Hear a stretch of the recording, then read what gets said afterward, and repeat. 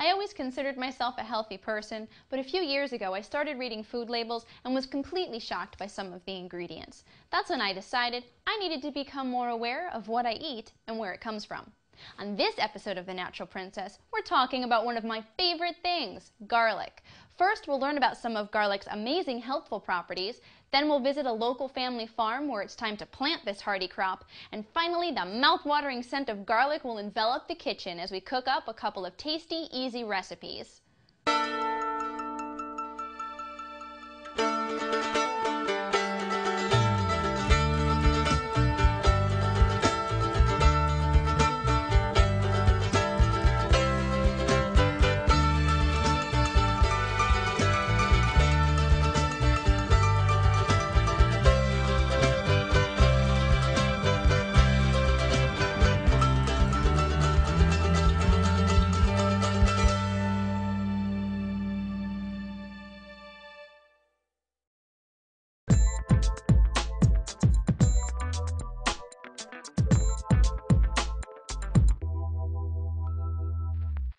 What's a mosquito repellent, a bacteria killer, and a digestive aid that can transform a meal into a bold culinary experience? Why, it's garlic, of course. Garlic may be bad for our breath, but it's good for our health. Garlic contains natural sulfur, which is important for the health of our connective tissue and our skin. Garlic is rich in allicin, an antifungal and antibacterial agent. It's also good for our heart and cardiovascular health. Plus, garlic is a great way of getting trace minerals such as selenium and manganese into our diet. The amount of trace minerals depends on the soil in which the garlic is grown. Organically grown produce tends to have a higher amount of trace minerals.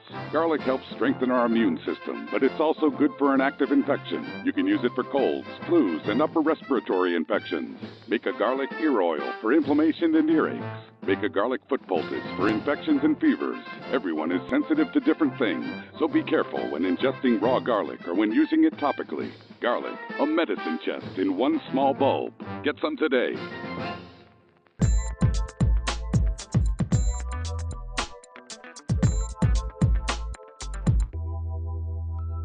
As the temperature starts to drop, harvest time may be winding down, but there's always work to be done on a farm. That's why we're here at Mapleview Farm in Harwinton, Connecticut, where it's time to plant one of my favorite things, garlic.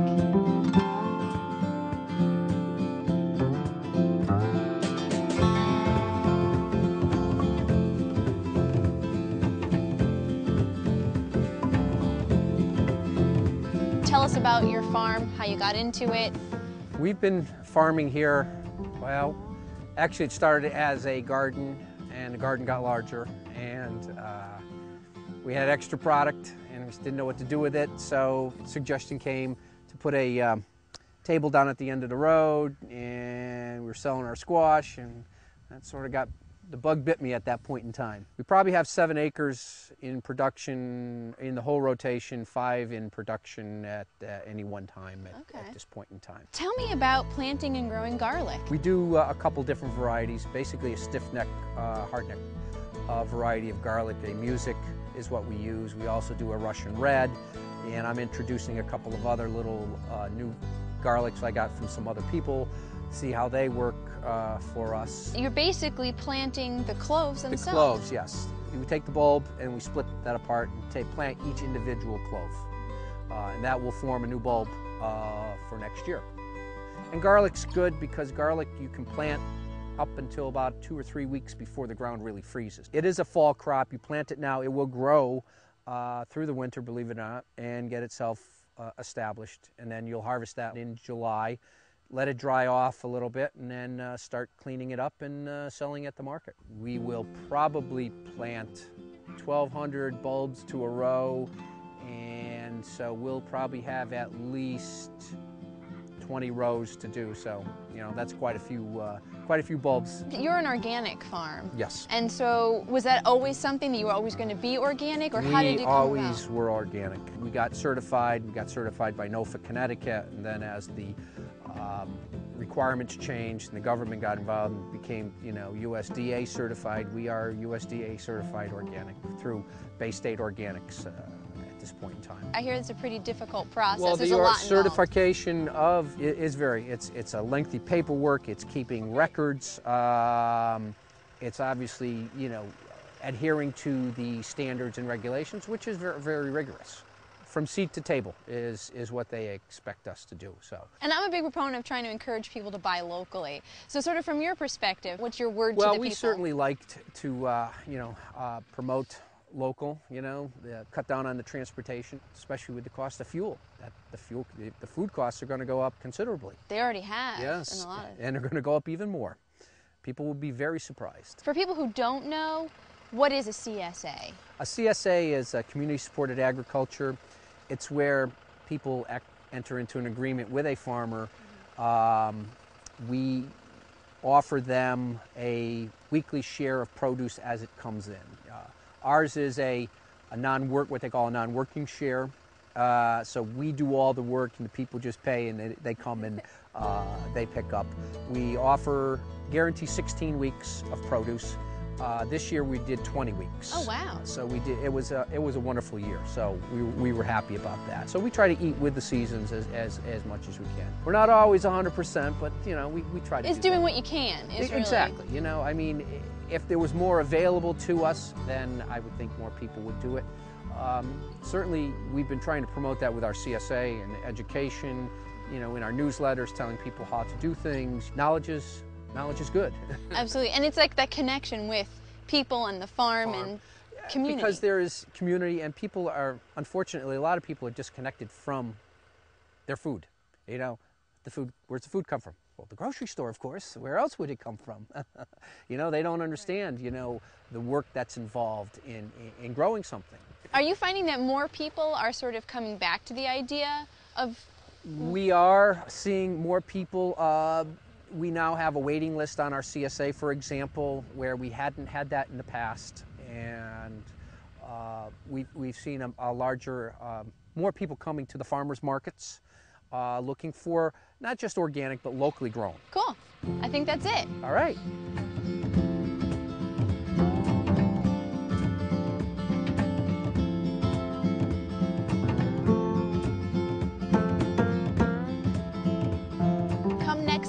The garlic planted today will be ready for harvest, but right now, I want to get in the kitchen to create some heavenly garlic dishes.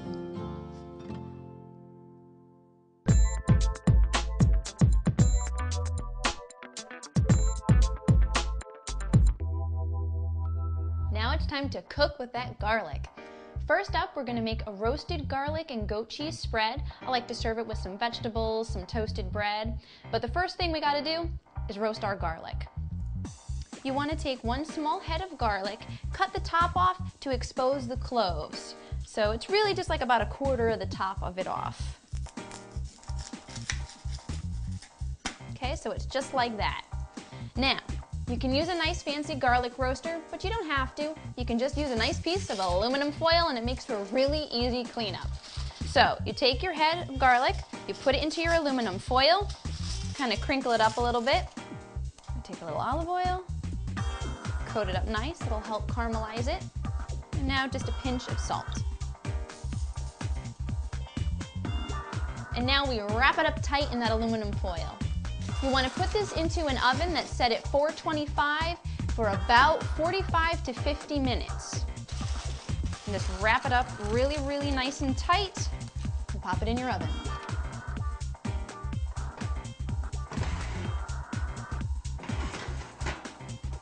It's been about 45 minutes, so I'm going to pull out the head of garlic and let it cool down. In the meantime, we prep the rest of the ingredients for the spread.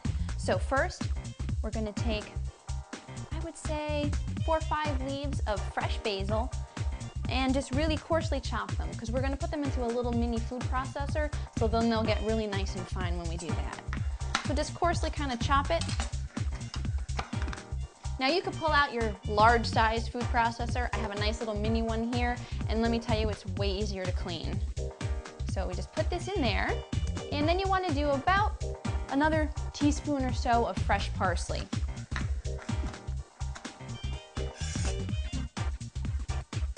And you want a 1/4 teaspoon of black pepper. And I use black pepper instead of white pepper because I like to see the black little flecks. And of course, the goat cheese. And I'm just gonna break it up into a couple little pieces here. And the key is to have the goat cheese at room temperature, otherwise it's gonna be a little crumbly and you're not gonna get a nice mixture. And I served this spread at the Super Bowl party we had, and it was a big hit with everybody. And plus it helps get some vegetables in it too, instead of, all chips and pretzels and stuff. And now, let's take our head of garlic. I love roasting garlic because the whole kitchen ends up smelling like garlic. And it gets nice and sweet and caramelized. That's exactly what we're looking for. And then we're gonna take this whole head and squeeze it right into the mini food processor. And you could just grab it and squeeze, and all the little cloves will pop out. And I'm not gonna waste one little bit of it. Now we combine all of our ingredients and we just nicely pulse it in our food processor.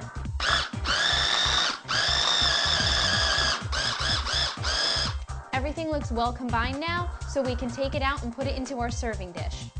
And just scrape it out into whatever you're gonna serve this in. Look at how well combined that is, all the herbs and the garlic. It's gonna be great. It's a really good way to get people to eat squash and zucchini and stuff like that some people, especially kids, might be a little funny about. Okay, so we've got our spread all together. Now all we have to do is plate this up with our vegetables and toasts.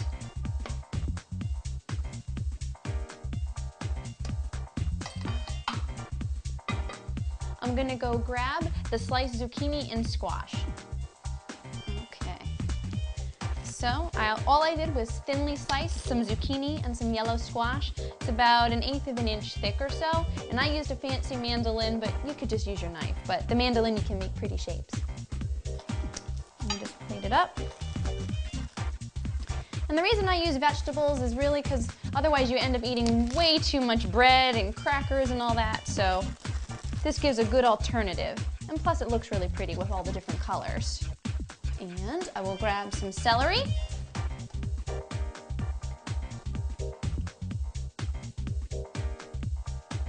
All right, some nice sliced bread is also good with this. You can use a baguette, or I found some fantastic whole grain pumpkin seed bread.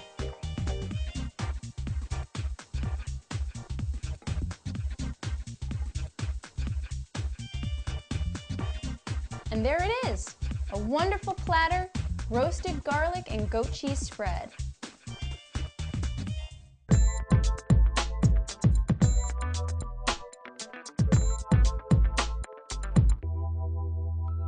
This next recipe is based off of something I definitely consider a comfort food, garlic and oil pasta. This one has a couple of interesting ingredients though. First, what we need to do is get a pot of water boiling for our linguine. Then what we want to do is we're going to toast 1 cup of pine nuts. And I just used a small frying pan, dry, with nothing in it, over really low heat. While our pine nuts toast and our water comes to a boil, we're going to slice 8 to 10 cloves of garlic.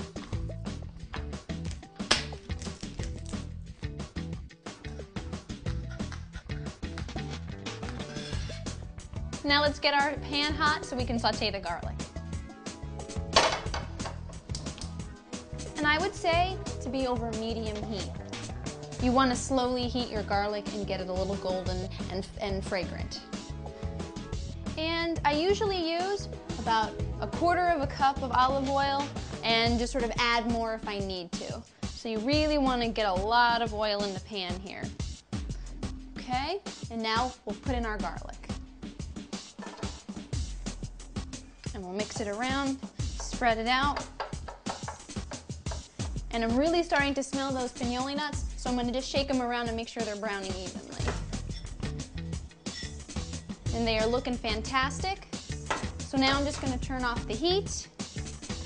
Our water is to a boil. As soon as your water comes to a boil, you want to salt it. This is your only opportunity really to salt your pasta.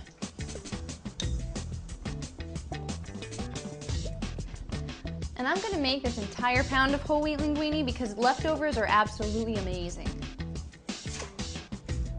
Okay, and we're just going to stir it in, make sure it gets all in there. And now that we've got our garlic all sauteing. I'm going to add about a teaspoon of crushed red pepper flake.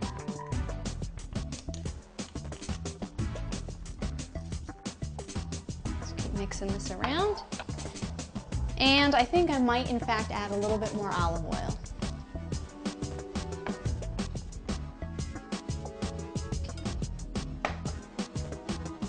And in the meantime, let's chop up some parsley. It's a nice splash of color, because we're not just eating with our mouth, we're eating with our eyes too.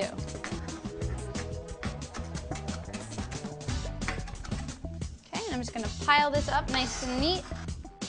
It's been about 12 minutes. My pasta is ready to be drained and put in with the sauce.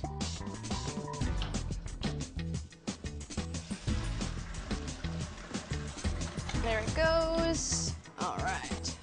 And I don't want to shake out too much water, just a little bit. Okay, that's pretty good. Now, I plop it into my pan with my garlic and oil. That's the thing. And now I'm just going to toss it around and get it nicely coated with that olive oil and garlic. I've got that going for me. Now I pour on my pine nuts. And I grab this whole bunch of parsley and toss it around again. That looks pretty good to me. And now I'm just going to grab my special topping. Okay. Now it's time to plate it up.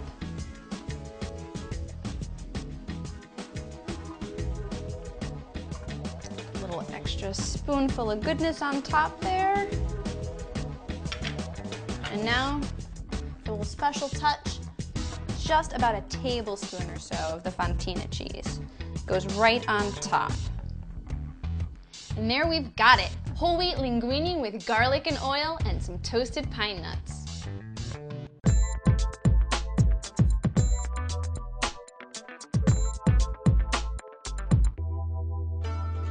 To be honest, I usually find a way to add garlic to pretty much every dish.